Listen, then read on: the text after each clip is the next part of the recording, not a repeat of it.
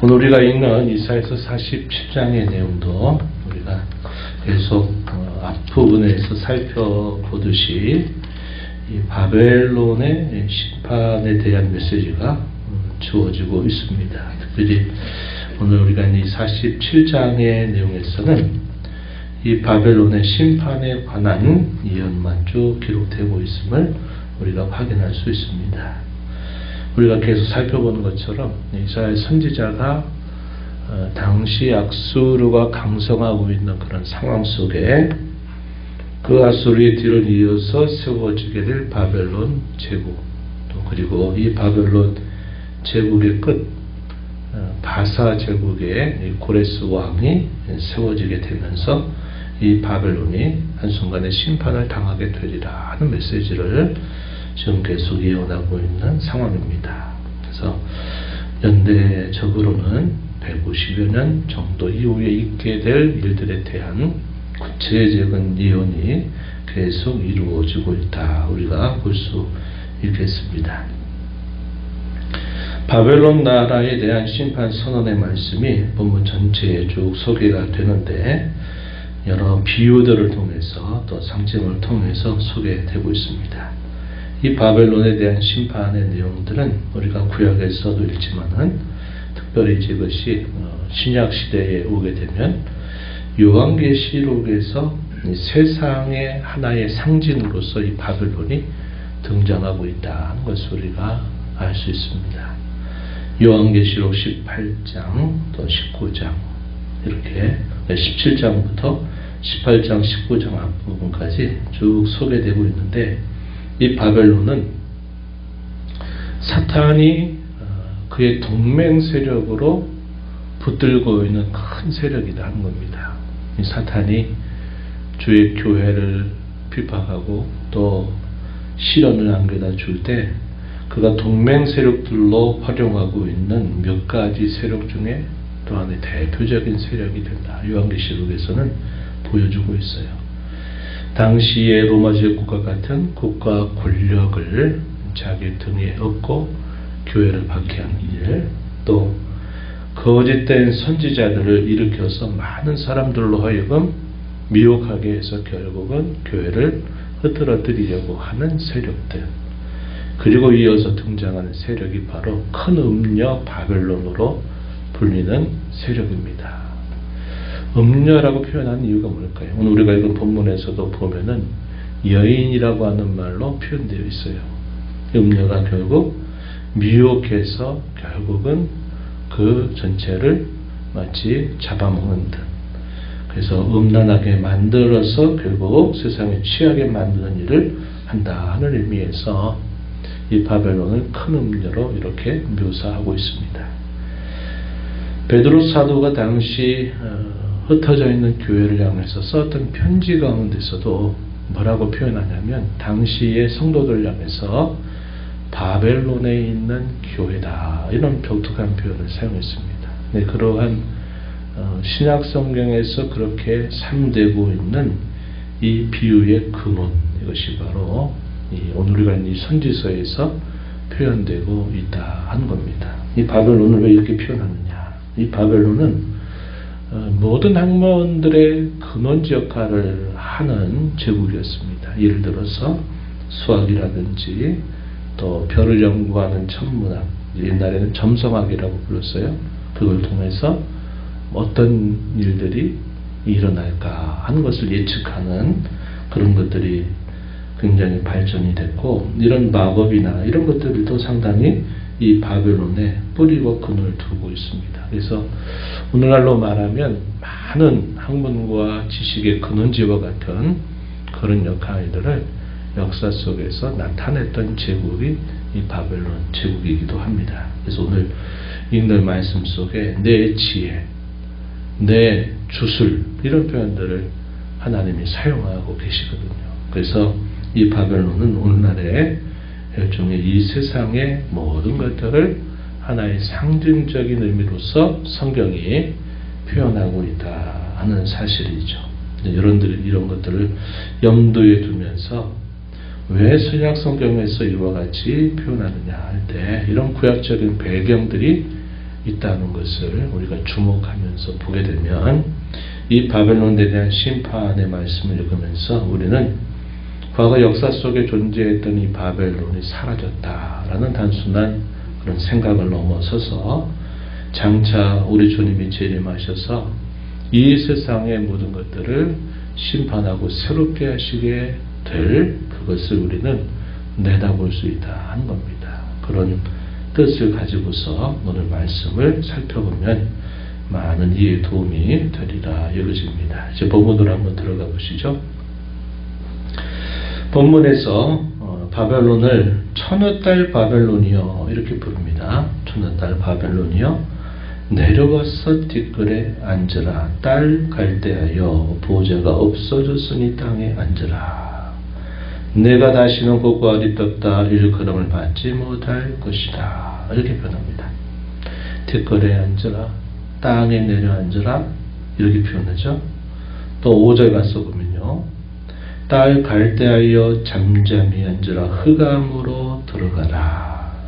네가 다시는 여러 왕국의 여주인이라 일컬음을 받지 못할 것이다. 이렇게 말씀합니다. 이것은 하나의 상징적인 의미로 표현되는데 높은 찬란하고 호화로운 보좌에 앉았던 그를 불러가지고 너는 이제 뒷뜰 가운데 앉고 땅에 내려 앉아라. 이렇게 표현하는 것은 이 갈대아에 대한 이 바벨론에 대한 심판을 말씀하시는 내용이 된다 하는 겁니다.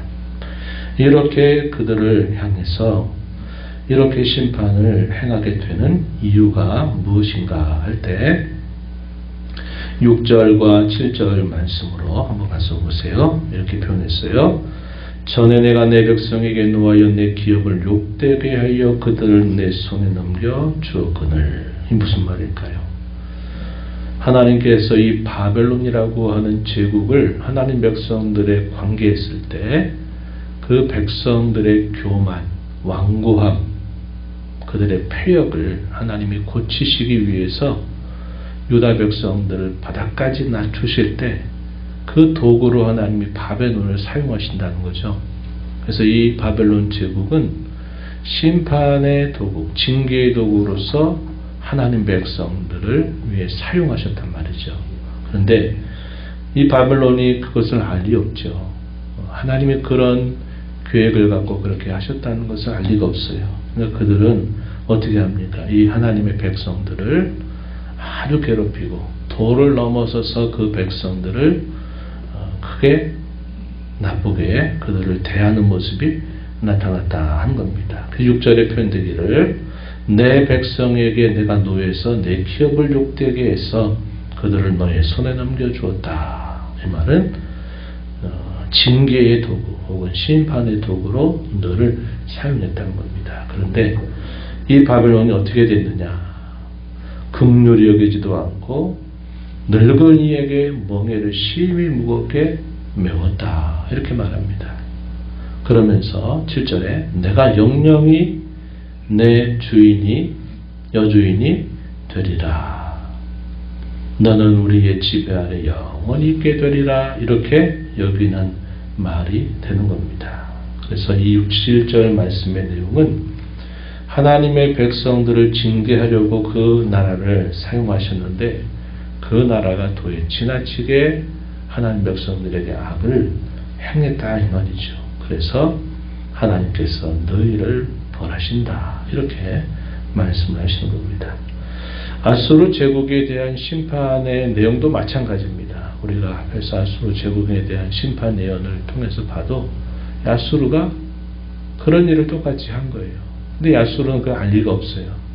그래서 자신들의 권력과 힘으로 이 모든 것들을 행한 줄 알고 또 고대에서 인식이 된 것처럼 나라를 지배한다는 것은 그 나라가 섬기는 신을 지배하는 것과 똑같다. 이렇게 생각을 해가지고 이 하나님 백성들이 섬기는 그 하나님조차도 멸시하는 악을 행하게 된 거죠. 우리가 그 이야기를 어디에서 극명하게 봤습니까? 이사야서 37장에 39장에 등장하는 당시에 히스기야 왕이 있을 때 아수르 나라가 북이스라엘 나라를 삼키고 남유다를 삼키려고 대군을 이끌고 이 유다를 침공했을 때 랍사게라고 하는 군대 대장을 통해서 하나님을 멸시하고 모독하는 일을 한 겁니다. 그래가지고 하나님이 뭐라고 말씀하세요? 몽둥이와 몽둥이를 가지고 있는 자, 몽둥이가 몽둥이를 쥐고 있는 자를 향해서 대항하고 뭔가 하는 것처럼 지금 교만하고 완악하다 하는 것을 비유적으로 말씀하면서 하나님이 이 아수르를 심판하신다 이런 말씀을 하셨던 겁니다. 그래서 이사야 선지자가 활동했던 때는 히스기야 시대까지 그가 활동을 했기 때문에 이 아수르 나라가 패망하는 것을 직접 눈으로 보지 못했지만, 그러나 시간이 흐른 다음에 아수르 나라가 바벨론 나라에 의해서 또 심판을 당하게 되고, 또 이 바벨론 나라도 역시 유다를 징계하기 위하여 하나님 사용했는데 마치 똑같은 비유입니다. 몽둥이가 그 몽둥이를 쥐고 있는 자를 향해서 마치 뭔가 할 수 있는 것이냐 교만한 것에 대해서 하나님이 너 바벨론 너는 이제 티끌에 땅에 내려앉게 될 것이다 이렇게 하나님이 말씀하시는 이유가 됩니다. 교만이에요. 그들의 이 헛된 교만이 어느 정도로 표현됐느냐, 8절에 보면은 이렇게 말했어요. 사치하고 평안히 지내며 마음에 이르기를 나쁜 이라 나 외에 다른 이가 없도다 이렇게 표현했습니다. 10절에서도 또 뭐라고 표현하냐면 10절 끝에 보면 나쁜 이라 나 외에 다른 이가 없다 하였다. 당시 이 바벨론 제국이 가지고 있는 이 권력과 이 힘을 그들이 너무나도 확신한 나머지 우리밖에 없다, 다른 어느 누구도 우리를 건들 수 없다 하는 이런 교만한 태도를 가졌던 겁니다. 우리가 앞에서 읽으면서 하나님 백성들에게 하나님이 자신을 뭐라고 알리십니까? 나 외에 다른 신이 없다. 나 외에 너희를 구원할 자가 아무도 없다. 하나님이 자기 계시를 통해서 하나님만이 유일한 구원자다. 하나님만이 유일하게 살아계신 참신이다 하는 것을 알렸던 표현에다가 이 바벨론 제국은 거기에다가 하나님을 빼버리고 내가 신이다. 나밖에 없다. 나를 건들 자가 없다. 이렇게 해서 하나님의 자리를 완전히 그들이 대신하고 있다 하는 사실을 이 표현을 통해서 분명하게 말해주고 있다 하는 겁니다. 어떤 부혈이 묘사가 될까요? 9절에 보면 한날에 갑자기 자녀를 잃으며 과부가 되는 이 두 가지 일이 너희에게 임할 것이다. 여인으로 표현했어요. 그래서 자기는 계속 여유준이 될 것이고 자기가 가지고 있는 이 권력과 여러 나라들을 지배하는 것들은 영원히 계속되리라고 교만한 이 바벨론을 향해서 마치 갑자기 자녀를 다 잃어버리는 것과 그들이 다 이제는 갑자기 과부가 되는 일처럼 하나님의 심판이 바벨론에게 임할 것이다. 또 9절에 보면 무수한 주술과 많은 주문을 베풀지라도 이 일이 바벨론에게 임하고 말 것이다. 이렇게 말씀을 하시는 겁니다. 또 계속 이에 주어진 말씀을 보면 재앙이 바벨론에게 임할 것이고 재앙이 임할지라도 왜 재앙이 임하는지조차 그를 알지 못하게 될 것이고 손해를 받게 될 거지만 그 손해를 회복할 수 있는 물리칠 수 있는 능력도 없게 될 것이고 파멸이 갑자기 그들에게 임할지라도 그것에 대해서 도무지 헤아리지 못할 것이 되겠다. 이렇게 말씀을 하시는 겁니다. 그러면서 이 바벨론에 대하여 하나님이 그들을 향해서 이렇게 말씀하세요. 12절에 보면 주문과 주술을 가지고 한번 맞서봐라. 또 13절에 보면 많은 계략으로 말미암아 너희가 피곤하게 되었다. 또 13절에 점성술을 하는 자로 하여금 내게 임할 그 일 심판에서 너를 구원하게 해봐라. 이렇게 말합니다. 소용없다 이 말이죠. 그들은 어떻게 되는가? 14절 15절에 보니까 초계 같아서 지푸라기 같아서 불에 탈 것인데 그 불꽃의 세력에서 스스로 구원하지 못할 것이다. 이렇게 또 말씀하시고 마지막 절에서는 너를 구원할 자 아무도 없을 것이다. 이렇게 말씀하셔서 이 바벨론에 대한 철저한 심판이 예언되고 있다는 것을 이 말씀은 잘 보여주고 있습니다.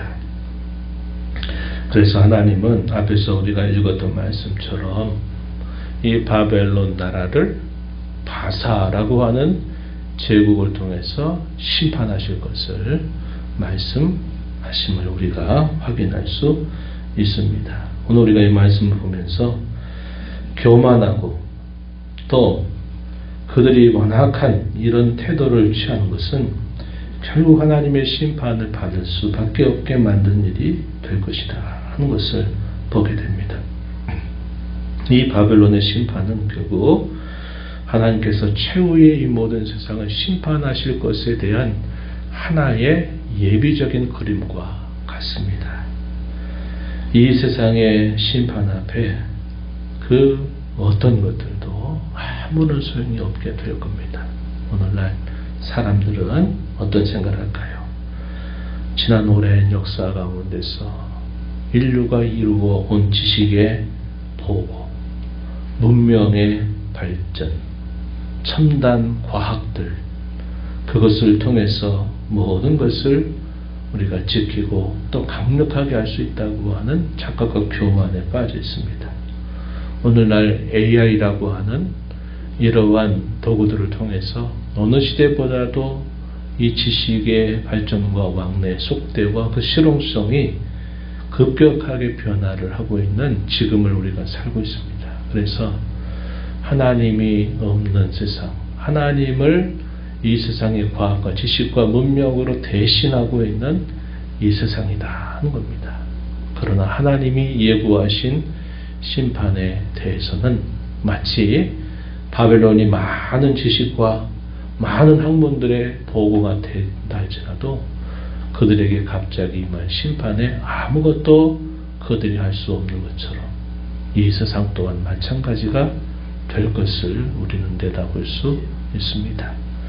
우리가 이 땅에 사는 동안 하나님의 자녀로 부름받아서 이 세상에 살면서 우리가 이 바벨론과 같은 세상에 우리가 떠나서 살 수는 없지만 그러나 이 세상에 동화돼서 세속화돼서 살아가서는 안 된다는 것을 우리가 알게 됩니다. 요한계시록 18장 4절에서 이렇게 말해요.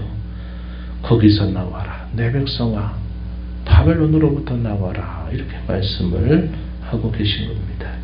우리는 이 땅에 사는 동안 이 세상 속에서 살고 있지만 이 세상의 물결 가운데 빠져들지 말고 마치 방주와 같이 이 세상을 살지만 이 세상의 물결이 들어오지 못하는 방주와 같이 우리는 하나님을 섬기며 하나님만이 참되신 우리의 섬김의 대상임을 알고 살아가는 저와 여러분이 되어야 하겠습니다. 하나님 감사합니다. 이 새벽 시간 저희를 깨워주시고 오늘도 아버지 앞에 불러주셔서 주의 말씀을 통하여 저희가 이 세상에 살면서도 이 세상에 속한 자가 아니라 마치 노아의 방주와 같이 세상의 물결을 위해서 우리가 하나님의 거룩한 백성으로 살아야 됨을 오늘 말씀을 통해서 함께 배우게 됩니다.